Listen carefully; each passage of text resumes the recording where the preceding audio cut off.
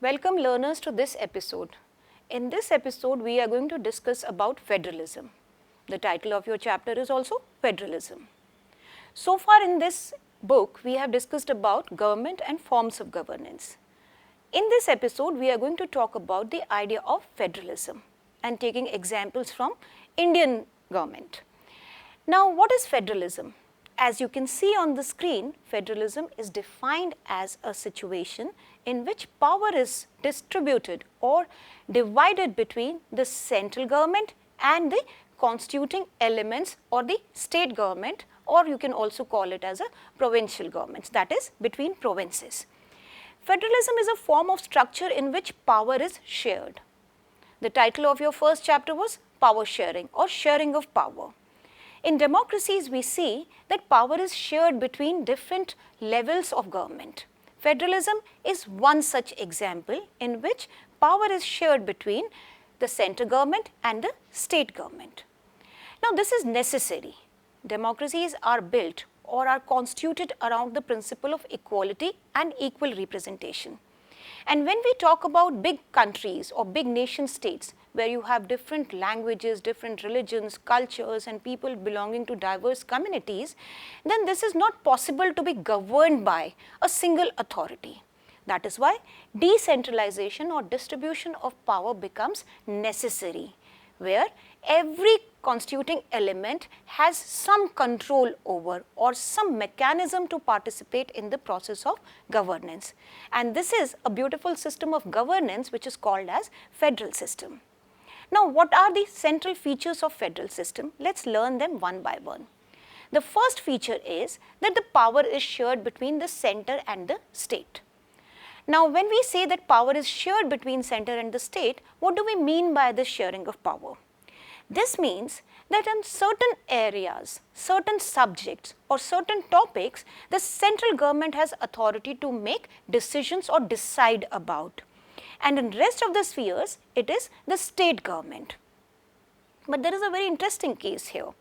When we talk about power sharing between center and state, and there are certain subjects which are domain of the center and certain subjects which are the state subjects, what is the difference between these two? Now, things like defense of our nation, international relations, finance, airways, these are subjects which belong to the center, that is, center decides about this. And there are subjects which are the state subject.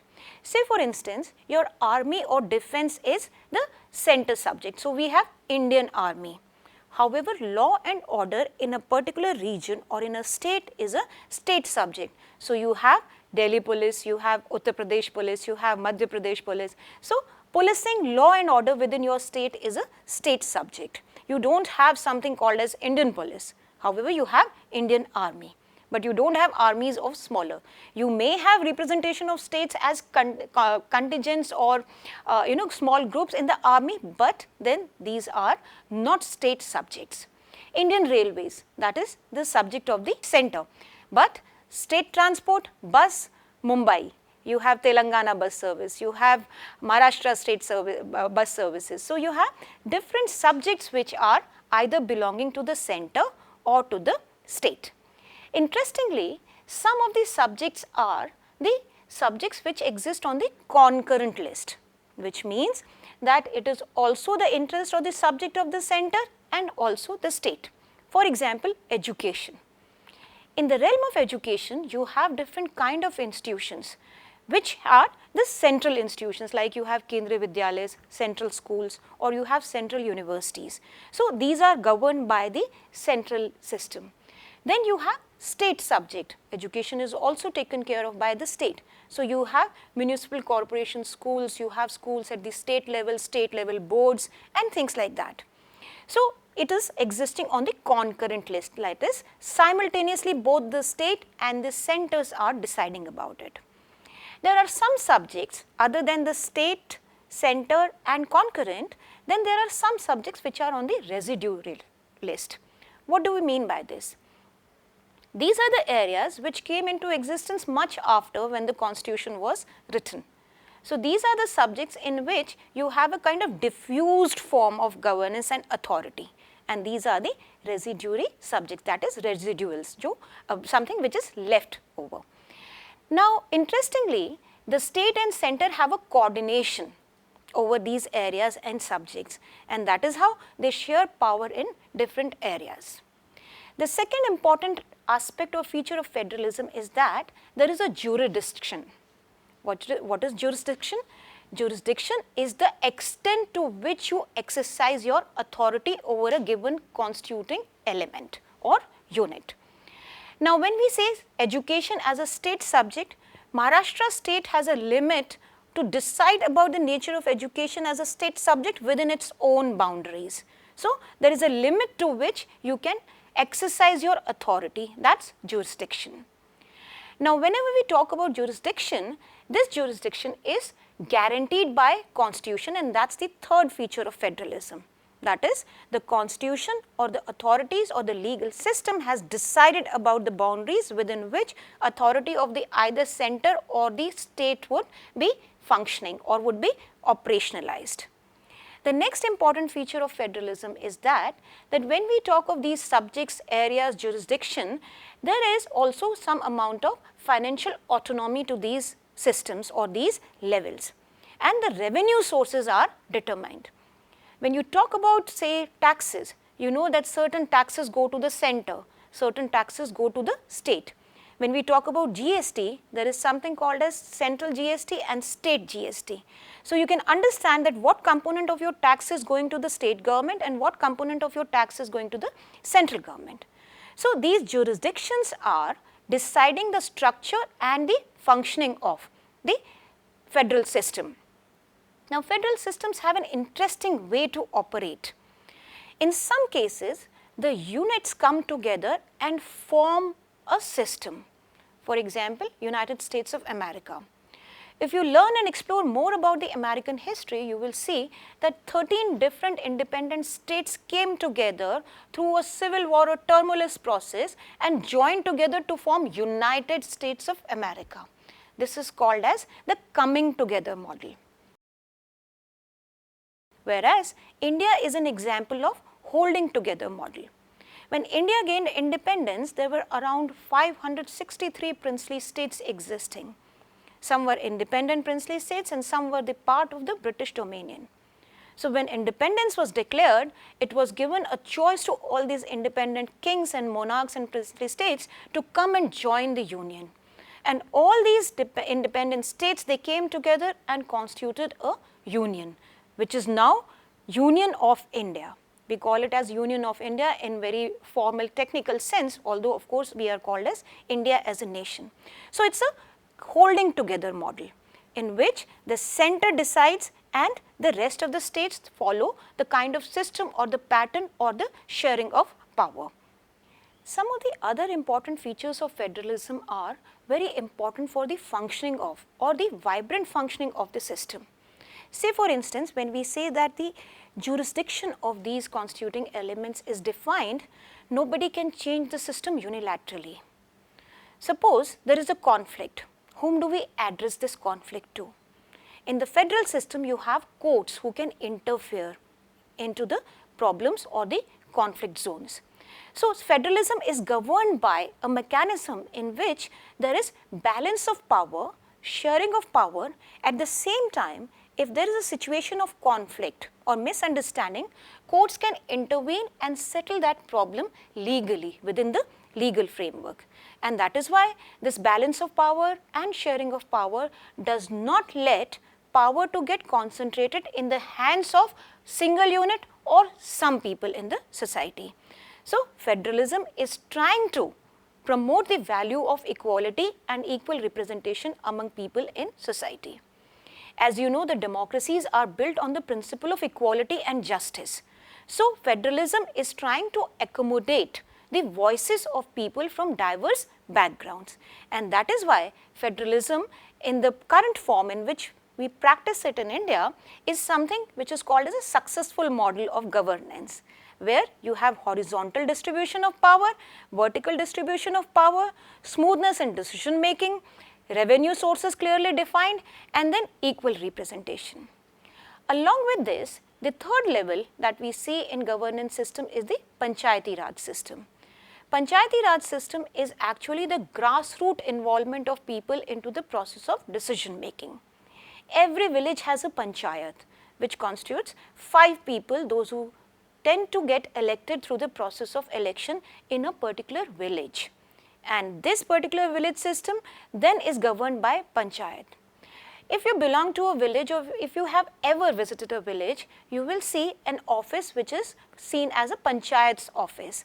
And outside you will see a board in which panchayat tends to mention all the activities which are there under the jurisdiction of this particular panchayat.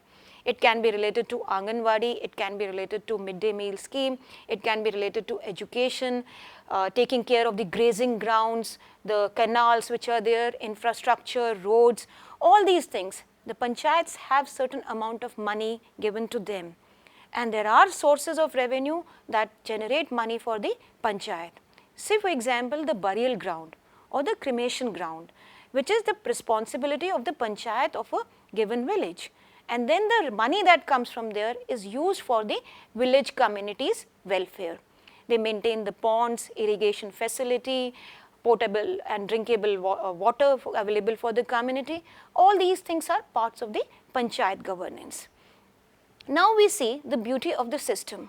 Right from the center up to the level of village, there are various levels in the federal system, in which we see that how power is distributed, and it is ensured that nobody gets extra power and nobody is deprived of his rights, or nobody is left unrepresented in the process of making decisions. In fact, Panchayati Raj system is a classic case of decentralization of power in India. It is something which is involving people from the grassroots levels in terms of the levels at which the federation or the federal system is existing.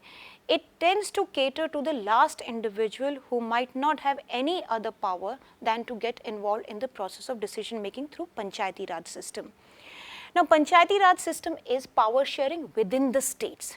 Every state has number of villages and these villages have their own panchayats. It is through 73rd amendment in 1992 that Panchayati Raj system actually gained prominence in India.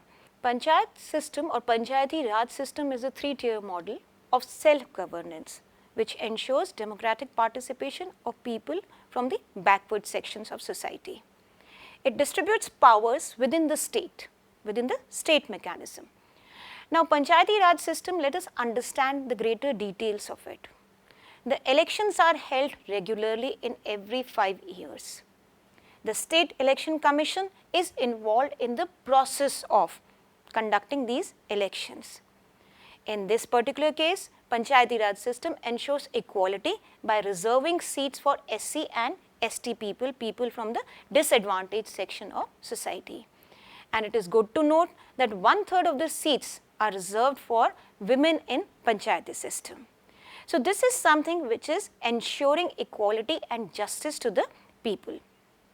In federalism, when we talk about that India is a federal state where state and center have a very good harmonious and cordial relation, how does this federal system come into existence and how is it functioning now? In India, first of all, let us understand, look at this map and you would see that India is divided into 27 states. There are union territories, and then you see that all these states combined together, union territories combined together to form Union of India. The states have been carved, the states have been created on the basis of linguistic differentiation. How these states have come into existence, you have read in history also and in the previous class as well. You have Maharashtra, Marathi speaking people, Gujarat, Gujarati speaking people, you have Punjab, Punjabi speaking people.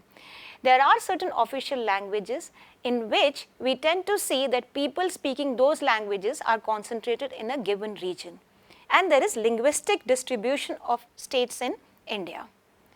Now these states actually have equal representation in the entire federal system. The elections which are held at the center level every 5 years are election for Lok Sabha. The elections for legislative assembly of every state are held respectively after every 5 years. So this is the way the machinery functions, and you have state governance systems and the central governance systems. Now, when we talk of state and center relations, how these relations are functioning. In the total budget, there is a budget for the things which are the center subject, and then the budget is also for the states. Sometimes during disasters, the states are given a special relief packages. The states can always ask for money from the center in order to carry out certain developmental activities, certain infrastructural changes, or for the benefit of the people. Say for instance, during flood, suddenly a 1000 crore rupee package is announced, and the money is given to the state in order to take care of the relief of the people, those who have been displaced by this disaster, flood or earthquake. So there is a kind of relationship of communication between the two. In the subjects of grave importance like defense, national security, international relations, diplomacy, army, the center holds the absolute authority. Although of course the center always takes, in some extraordinary circumstances, the views of the chief ministers of, say, all states committees are constituted, and then chief ministers, they come and represent their ideas and views, but then the center has the authority to decide about the major subjects, whereas within their jurisdiction, states decide about the authority or the issues in which they hold maximum amount of power. And at the third level, you have Panchayati Raj system. Now together, this political structure, it has a very distinct kind of functioning at all the levels, which is independent of each other, at the same time integrated with each other. And this is what constitutes the federal system in India. This is what constitutes the political system in India. Try to understand the features of this political system as a structure, and try to understand its functioning on the other side, as an isolated unit also and together also. When we talk about these different aspects, we tend to understand that democracies are based on this operationalization of the concept of power sharing. And this power sharing is happening at the different levels, horizontal as well as the vertical. And in all the constituting units, you have seen that there is an area within which they can operate, the jurisdiction, that is the extent to which I can exercise my authority. Say for example, if you are monitor of your class, you have the authority to discipline students of your class only. Say for example, you are in 10th D or 10th E. Then your class teacher has the authority over the entire class, including the monitor. And then the head teacher or the principal has authority over others. So this kind of federal system is also existing in the smaller units, in the smaller institutions. Look at the office in which your mother is working or your father is working for. They are professionals. They belong to a structure, they belong to a system where they are also part of a system in which they either make decisions or are making themselves as part of the decision making machinery or the process. But their office is a typical example of the power sharing at different levels. So similar logic can be applied to India as well. All over the world, the countries have different forms of governance and they share power in differential fashions. India is a typical case of federal system, and we have discussed about the jurisdiction, the capacities, the areas or the subjects in which the state, center and panchayat, they work in isolation, also in coordination with one another. In the next chapters of this book, we are going to discuss about the other processes of political governance, in which we will focus about how do we manage cultural diversity, how do we give representation to diverse people. We will talk about the process of elections in India. We will also discuss about that who can contest election. You just have a process of getting elected, but then election, a formal process of election requires identification of a political party. We will talk about what are political parties and how do they contribute towards the democratic functioning of our country. In the meantime, explore more about various aspects and features of the federal structure of Indian political system. Try to talk about your parents and grandparents and try to see that what was there once upon a time as center subject has now become a state subject or on the concurrent list. Can you identify some of these things which were earlier part of the central government only, but now have come down to the level of the state? You will find that some of the things, they keep on changing or shifting hands, and this is interesting to explore. Pose these questions to your teachers and to your parents and try to identify more about the political system. I would also suggest you that if in case there is some election happening around you, either election in your village or in your state or at the central level, try to observe some of the aspects of that election. Try to listen to that how leaders talk about certain things that they are going to offer to you, how they are making use of the values of equality, representation and accommodation of people from different backgrounds, cultural diversity. These ideas will help you to understand the majority-minority debates better, that is representation of people from different communities. They will help you to understand the mechanism of the political system, and this is how our learning becomes enriched. In this episode, we have discussed about federalism.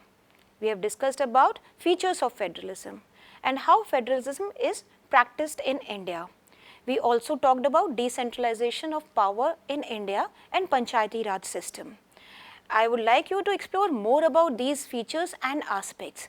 Try to find out more about the Panchayati Raj system and how federalism is being practiced, the state subject, the center subject, concurrent list and something more in the residuary.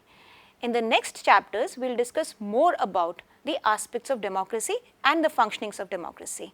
Thank you very much for watching this video.